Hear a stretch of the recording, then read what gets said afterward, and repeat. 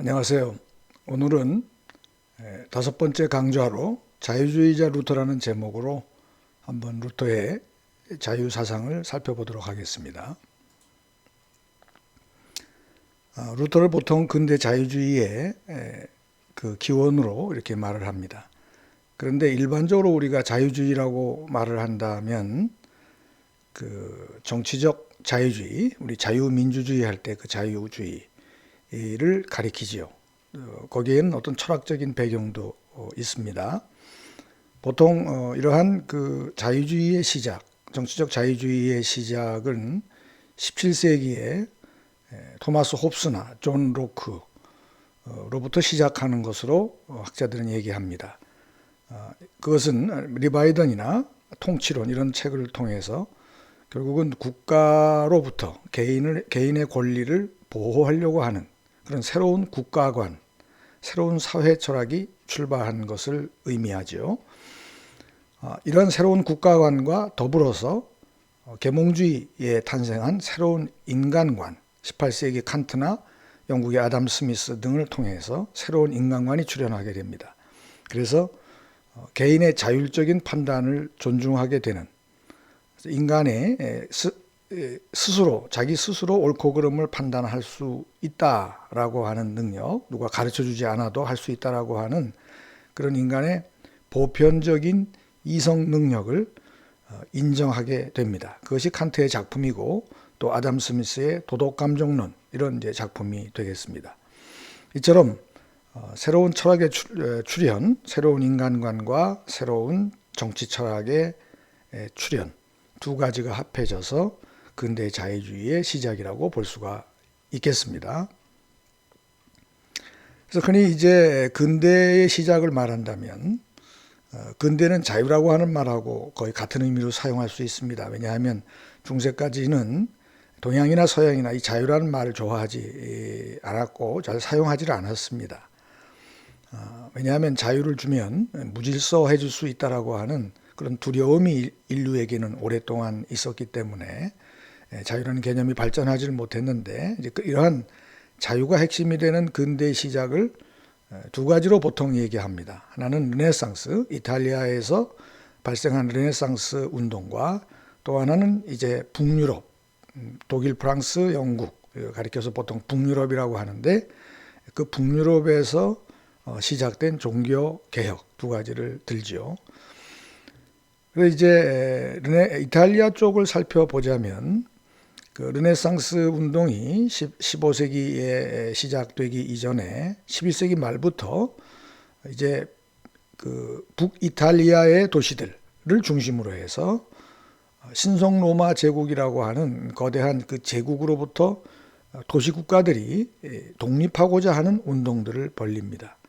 이때부터 이제 자유라고 하는 말이 이제 유행하기 시작하죠.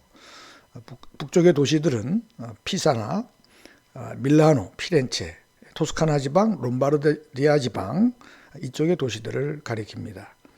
그래서 이쪽 도시들에서 그런 정치적 독립운동을 통해서 14세기에 가면 자유라는 말이 이제 유행하게 됩니다. 리베르타스라고 하는 라틴어로 이런 말이 유행하게 되고요. 이제 거기에 이어서 르네상스, 보통 우리가 르네상스라고 하면 이제 예술 운동이죠. 그래서 이탈리아 쪽에서의 르네상스 운동은 처음에 정치적 독립운동으로부터 시작돼서 나중에 예술 쪽에 주로 영향을 주게 됩니다.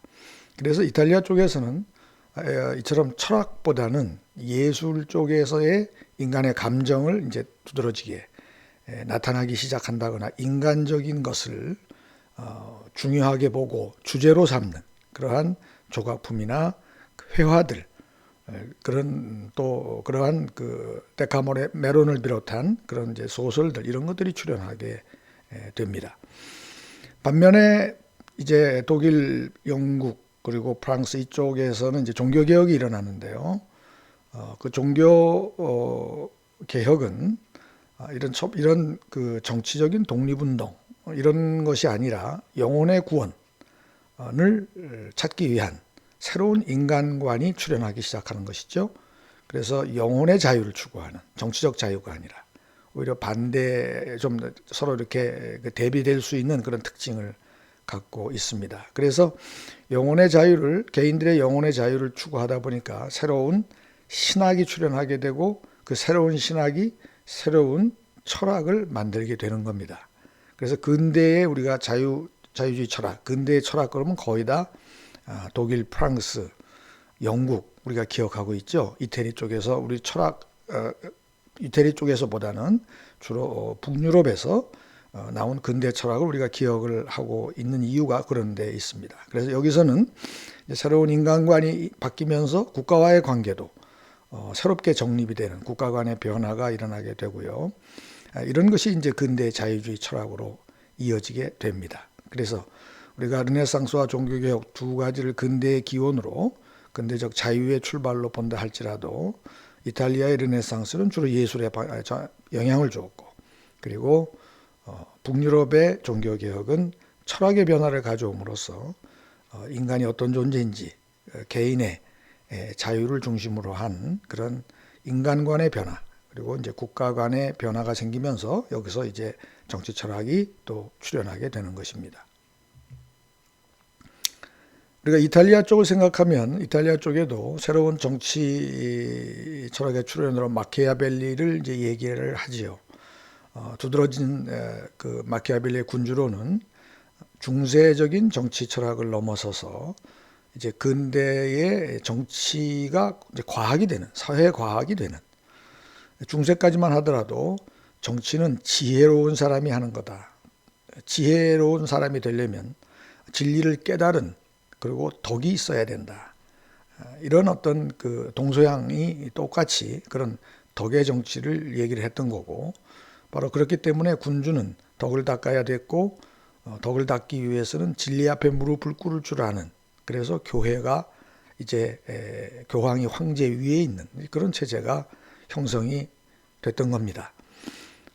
그랬던 것이 이제 마키아벨리의 군주론에 따르면 우리가 마키아벨리즘 그러면 우리가 그 어떤 도덕성을 지킨다거나 그 신의를 지킨다거나 이런 거라기보다는 현실적인 이득을 쟁취하기 위해서 모략도 꾸밀 줄 알고 여러 가지 타협도 할 줄 아는 이제 그러한 것을 가리켜서 우리가 마키아벨리즘이라고 보통 말을 하죠.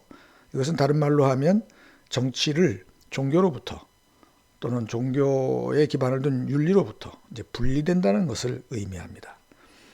그런 어떤 마키아벨리의 군주론은 그런 점에서 보면 인간이 어떻게 살아야 된다라고 하는 그런 그 당위를 말을 했던 높은 도덕성을 요구했던 기독교로부터 벗어나서 종교로부터 벗어나서 인간이 실제로 어떻게 살고 있는지를 바탕으로 하는 그럼 이제 과학이 되는 겁니다. 그게 이제 사회과학이에요.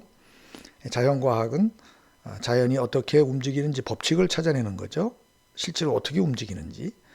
자연과학, 사회과학은 인간이 실제로 어떻게 살고 있는지 이것을 바탕으로 해서 경험적 사실을 바탕으로 해서 이제 정치학을 꾸리는 거죠. 그래서 정치가 근대적인 사회과학의 영역으로 넘어오게 되는 그런 이제 기점이 돼서 마키아벨리의 군주론이 유명합니다.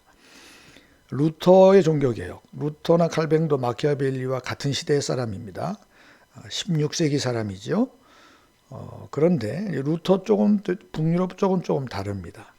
물론 루터도 정치와 종교를 분리해 보이는 그런 측면이 있습니다. 이제 이것은 정교 분리를 위한 것이었어요. 그래서 정치인이 할 일이 있고 국가가 할 일이 있고 교회가 할 일은 따로 있다. 교회가 국가 권력, 정치 권력까지 가지려고 하면 안 된다. 국가가 종교에 간섭하면 안 된다. 개인의 신앙의 자유에 개입하면 안 된다. 이런 측면에서 하나님 나라와 세상 나라를 이렇게 구분했죠. 이렇게 구분했지만 그러나 그 한 사람이 정치인이면서 동시에 그리스도인이기 때문에 루터는 오히려 정치인들의 도덕과 종교를 중세보다 더 강화시킨 면이 있습니다. 그래서 루터나 칼뱅의 사상이 들어간 종교개혁의 발상지 그런 유럽의 도시들을 보면 당시에 바젤이나 그 밖에 그 비텐베르그나 이런 루터의 도시들 종교개혁이 들어간 도시들을 보면 금주하고 술을 못 먹게 하고 춤도 못 추게 하고 검소하게 살게 하고 하는 그런 개신교적인 도덕성이 확 강화된 걸 볼 수가 있어요. 그런 점에서 마키아벨리즘적인 정치 철학이랑 루터나 칼뱅에서 나온 정치 철학이 다르다. 정치와 윤리가 분리되지 않은 상태에서 지속되었다라고 하는 것을 우리가 생각할 수 있습니다. 그 다음에 이제 우리가 루터의 자유주의를 가리켜서 우리는 그래서 정치적 자유주의와 달리 종교적 자유주의라고 말할 수 있고요. 이러한 신학의 변화가, 이런 신앙의 변화가 이제 자유주의 정치 철학을 만드는데 굉장히 결정적인 역할을 했습니다. 그래서 보면 성경은 사실은 자유를 많이 말하는 그러한 책이라고 말할 수가 있습니다. 구약의 대표적인 책은 유대인들 출애굽기를 매우 중요시 여기는데 출애굽기는 애굽의 노예 상태로부터 해방되었던 정치적 자유에 대한 이야기죠. 그리고 신약의 핵심이라고 보통 말을 하는 로마서나 갈라디아서는 자유라는 말이 엄청 많이 나옵니다. 물론 이것은 죄의 노예 상태로부터의 자유. 그것을 가리켜서 사도 바울은 사망에서 생명으로 옮겼다. 이렇게 말을 하죠. 그러나 이런 자유라고 하는 말을 중심으로 해서 결국은 그 아우구스티누스의 자유의지론이라고 하는 인류 역사상 처음으로 자유의지라는 제목을 건 책이 이제 등장하고요. 사실은 자유의지라는 말 자체가 보통 아우구스티누스에게서 시작되었다, 말을 했다. 아리스토텔레스의 니코마코스 윤리학에도 자유의지라는 말은 나오지 않습니다. 그렇게 이제 학자들은 말을 합니다. 이처럼 그리고 이제 루터가 종교개혁, 다시 아우구스티누스를 중세의 시작으로 본다면 루터는 이제 근대 시작에 다시 자유의 깃발을 들은 거죠. 그리스도인의 자유. 이것이 이제 출현하게 되는 겁니다. 이처럼 자유라고 하는 것은 성서와 기독교의 핵심 사상이고 인간을 자유로운 존재로 본다라고 하는 것. 그것이 이제 중요한 하나의 포인트가 되겠습니다. 그래서 루터의 종교적 자유주의를 보면 루터는 복음의 핵심이 자유라고 하는 것을 알고 있었습니다. 그래서 복음 자체를 자유의 복음이다 이렇게 불렀어요. 그래서 이 자유의 루터가 추구하는 것은 결국은 영혼 구원입니다. 개인들의 영혼 구원. 근데 이 개인들의 영혼 구원이라는 게 뭘 의미하느냐? 이것이 자유라는 말하고 같은 말입니다. 우선은 죄의 힘으로부터, 죄의 권세로부터 자유로워져야 되겠다. 이런 걸 말하는 것이죠.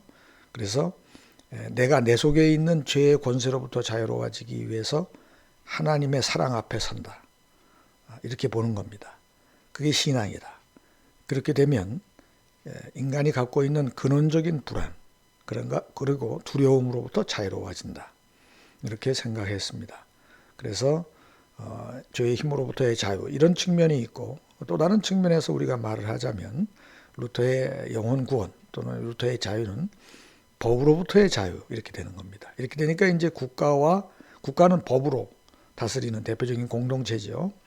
국가와 이제 구분되어지는 하나님 나라, 세상 나라와 하나님 나라를 이렇게 구분하려고 하게 되는 건데요. 왜 법으로부터 자유롭기를 이렇게 바랬느냐? 루터는 법과 복음을 대비되는 것으로 이렇게 봤거든요. 물론 이제 법을 버리는 것은 아니에요. 그러나 일단 대비시킵니다. 왜 그러냐면 법이라는 것은 심리적 강제 그리고 물리적 강제를 통해서 사람들로 하여금 타율적으로 종속되게 만드는 것이다. 이렇게 생각해서 법으로부터 자유로워지는 걸 굉장히 중요하게 생각했습니다. 그렇다고 해서 그리스도인들이 법을 안 지키는 것은 아니지만 자유로운 상태에서 세상의 질서를 위해서 법을 지켜주는 그런 태도로 루터는 그리스도인의 자세를 말했습니다. 그래서 필립 사프라고 하는 역사학자는 16세기 루터의 종교개혁이 18세기 이성의 해방의 첫걸음이 됐다 이렇게 말하기도 하고요. 그 다음에 필립 해리스라고 하는 사람은 루터는 영국의 자유주의까지는 아니더라도 적어도 대륙의 자유주의, 칸트와 또 볼테르 이런 사람들의 자유주의의 이제 시작 아버지라고 할 만하다 이렇게 평가했습니다. 그래서 루터의 종교개혁 500주년을 기념했던 2017년에 비텐베르그에서 열었던 큰 전시회의 큰 제목이 뭐냐?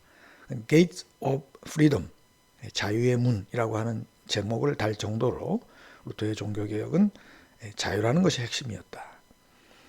이러한 자유는 루터에게서 저항적 성격을 가질 수밖에 없었습니다. 타율적인 걸 싫어하니까요. 일단은 저항적인 성격을 갖게 되는 거죠. 루터에게 자유는 결과적으로는 이제 사랑으로 연결됩니다. 어떻게 보면 사랑을 통해서 이 세상의 갈등을 없애기 위해 우선 자유를 쟁취한다. 이렇게 말할 수 있을 정도로 사랑과 연결되지만 우리가 이제 그 부분은 뒤에 가서 보도록 하고요. 일단은 저항적 성격을 갖게 되겠죠. 우리가 유명한 얘기가 있습니다. 1521년에 있었던 그 보름스라고 하는 도시는 독일의 서쪽에 가까이 있습니다. 거기서 제국의회가 당시에 신성로마 제국 황제인 칼 5세에 의해서 열렸습니다. 소집이 됐어요. 루터를 단죄하기 위한 것이었습니다. 1520년에 루터가 이제 교황에 의해서 단죄됐고요. 종교적인 단죄, 그다음에 이제 정치적인 단죄, 시민권 박탈, 사형 뭐 이런 걸 결정하는 거죠. 그래서 의견을 철회하라고 하는 그런 이제 추궁이 있었지만 루터는 거기에 굴복하지 않고 루터가 한 유명한 얘기죠. 내 양심은 하나님의 말씀에 사로잡혀 있습니다. 나는 아무것도 철회하지 않겠습니다. 하나님 나를 도우소서. 아멘. 유명한 인간의 양심을 대표하는 선언이었다. 이렇게 학자들이 얘기하는 양심의 자유의 선언입니다. 권력을 두려워하지 않는 거죠. 그래서 루터는 생각하기를 온 세상이 어떤 따르는 권위가 있다 할지라도 하나님이 단 한 명을 시켜서 진리를 말할 수 있다. 이런 자세로 루터는 종교개혁을 임했던 것입니다. 그리고 이런 것은 지금도 사실인 것이죠. 그래서 루터가 한 이제 또 하나 유명한 얘기죠. 아무도 영혼에 명령해서는 안 되고 명령할 수도 없다라고 하는 얘기. 저는 루터의 글을 읽으면서 바로 이것이 근대의 자유의 시작이구나라고 하는 그런 강한 그 감동을 받았습니다. 세속권세에 대해서 1523년의 책입니다. 이 얘기는 인간은 기본적으로 누구 명령을 받는 존재가 아니라는 거. 누구 명령을 받고 하는 것은 몹시 싫어하는 존재가 인간이다. 하나님은 인간을 그렇게 기본적으로 자유로운 존재로 만들었다. 그런 얘기를 하려고 하는 것입니다. 그렇다고 해서 루터가 모든 명령 복종의 관계를 거부하는 것은 아닙니다. 직무상으로 필요한 명령 복종 관계가 있죠. 군대의 경우, 직장의 경우 다 명령하고 또 따라야 되는 경우가 있기는 하지만 그러나 근원적 상황을 말하는 겁니다. 직무로 할 수 없이 그런다 할지라도 한 인간을 내 명령을 받는 존재로 생각하는 것은 안 된다라고 하는 것이죠. 그래서 이런 저항적 성격 때문에 프로테스탄트라는 이름이 붙었는데 프로테스탄트라는 말은 이제 저항한다는 뜻이죠. 이 말은 1529년에 슈파이어 제국의회에서 이제 루터파를 가리키는 이름으로 사용됐는데 이것이 이제 개신교를 가리키는 용어가 된 것입니다. 동시에 이런 저항적인 루터가 이런 저항적인 성격, 루터의 자유에는 근데 또 하나 정말 그 루터의 그 독특하고 하면서도 이제 근대적 자유의 기초를 놓을 수 있었던 것은 아무도 내게 명령할 수 없지만 나도 누구에게 명령할 수 없다는 건데요. 이런 자세로 종교개혁에 임했습니다. 그래서 개혁이 시급하지만 그럼에도 불구하고 종교적 진리를 강요할 수 없다는 거예요.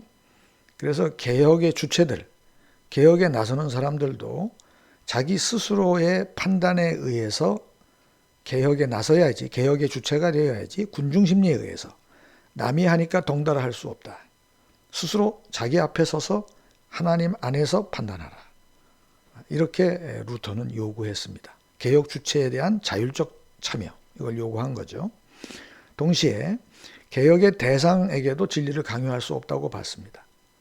이게 놀라운 겁니다. 상당히 시급하고 또 카톨릭 세력과 무력 충돌이 있을 정도로 그런 긴박한 상황에서도 무력으로 우리가 진압을 해서 종교개혁을 강요할 수 없다. 이런 자세를 고수했어요. 그래서 이제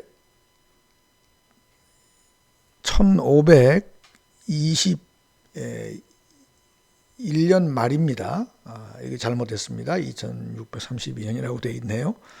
1522년, 21년 말, 루터가 이제 보름수 제국의회 그 이후에 이제 돌아오는 길에 루터를 보호하는 군주에 의해서 바르트부르크 성에 은폐하고 있었습니다. 그 사이에 비텐베르그에는 루터의 동료 교수고 루터를 따르던 칼슈타트가 주도권을 잡고 종교개혁을 일으켰습니다.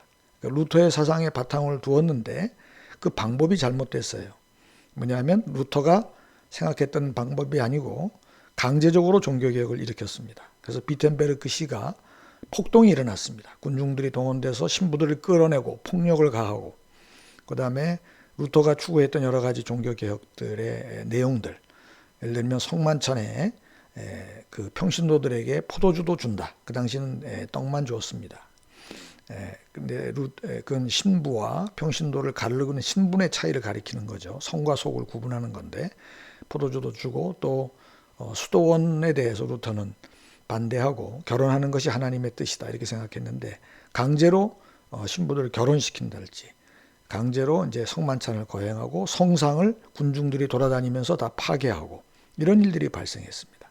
그래서 루터가 1522년에 이제 그 초에 바르트부르크 성에서 비텐베르크로 나옵니다. 등장해요, 드디어. 그래서 3월 달에 유명한 설교를 8편을 하는데 매우 감동적이고 신학적으로 중요한 설교입니다. 여기서 절대로 강요할 수 없다는 얘기를 합니다.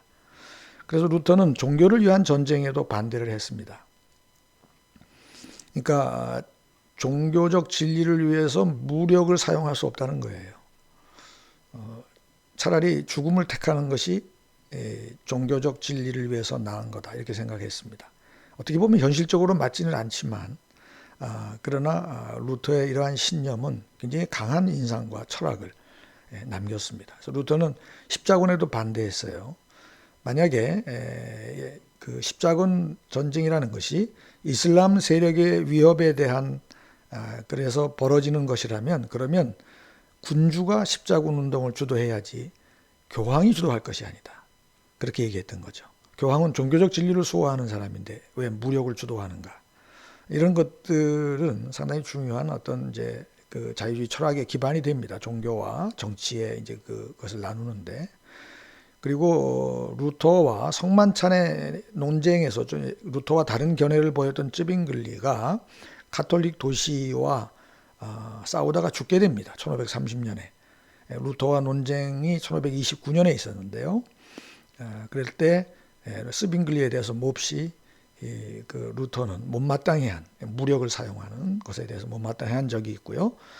또 무엇보다도 당시에 가톨릭의 세력으로부터 무력으로부터 어떻게 말살될지도 모르는 상황에서 이제 군대 조직을 합니다. 동맹을 이제 군주들이 가톨릭 개신교 군주들이 루터를 따르는 루터파 군주들이 하나의 군사 동맹을 맺는데 그게 슈말칼덴 동맹입니다. 여기에 대해서도 루터는 못마땅해 합니다. 이럴 정도로 루터가 생각한 것이 뭐냐? 그럼 루터는 왜 이런 생각들을 했냐면 그 하나님의 말씀이 하도록 내버려둬라 이렇게 얘기했습니다. 우리는 말씀을 전할 뿐이고 거기에 우리가 뭘 보태면 안 된다 이렇게 생각했고요. 이건 일종의 신율입니다. 하나님의 통치. 그래서 루터가 이렇게 말했습니다. 나는 아무것도 한 일이 없습니다. 나에 의해서 선포된 하나님의 말씀이 모든 것을 생각하시고 모든 걸 판단하시고 모든 것을 행하셨습니다. 라고 얘기했습니다. 그래서 이런 종교개혁의 업적도 자기가 한 것이라고 보질 않고 말씀, 하나님 스스로가 하신 것이다. 그래서 하나님이 하시게 하라. 이것은 이제 신율적 태도라고 말합니다.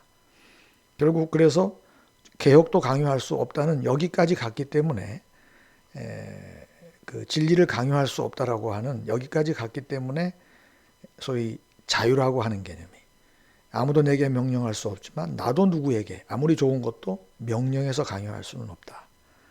이 두 가지가 합해져서 자유라는 개념이 확실하게 종교개혁을 통해서 자리를 잡게 되고, 이것이 이제 이런 루터의 신율적 태도가 근대적 자율적 인간을 만드는 데 중요한 역할을 했던 거죠. 물론 루터는 하나님 앞에서 늘 하나님이 하시게 하는 이런 신앙적 자세를 고수했지만, 이제 자율 철학은 이제 하나님을 빼는 근대에 들어오면 이제 이런 문제가 발생을 하게 됩니다만, 루터의 이러한 자세는 우리가 다시 새기면서 자율이 갖고 있는 문제점을 다시 회복하는데, 그러나 자율이라고 하는 것은 한번 거쳐야 될 중요한 과제이기는 합니다. 이런 모든 루터의 종교개혁은 여러 가지 면에서 칼뱅하고는 좀 상황도 달랐고, 칼뱅은 이제 기독교 진리를 실현하기 위해서 율법주의로 나갔죠. 법으로 만들어서 이제 강제하는, 제네바 시에서 이제 그런 통치를 했고요. 그 다음에 위그노파들이, 프랑스에서는 칼뱅주의가 위그노파라고 하거든요. 그래서 그 위그노파들과 이제 국가가 탄압을 하니까 어쩔 수 없이 전쟁을 하게 되는, 진리를 위해서. 이런 상황들은 칼뱅주의가 좀 더 다르고, 현실적인 영향력은 무력을 갖고 또 집단적으로 행동할 수 했던 이런 이제 칼뱅주의가 좀 더 강한 종교개혁의 영향력을 이제 갖게 되는 겁니다. 오늘 강의는 여기서 마치도록 하겠습니다.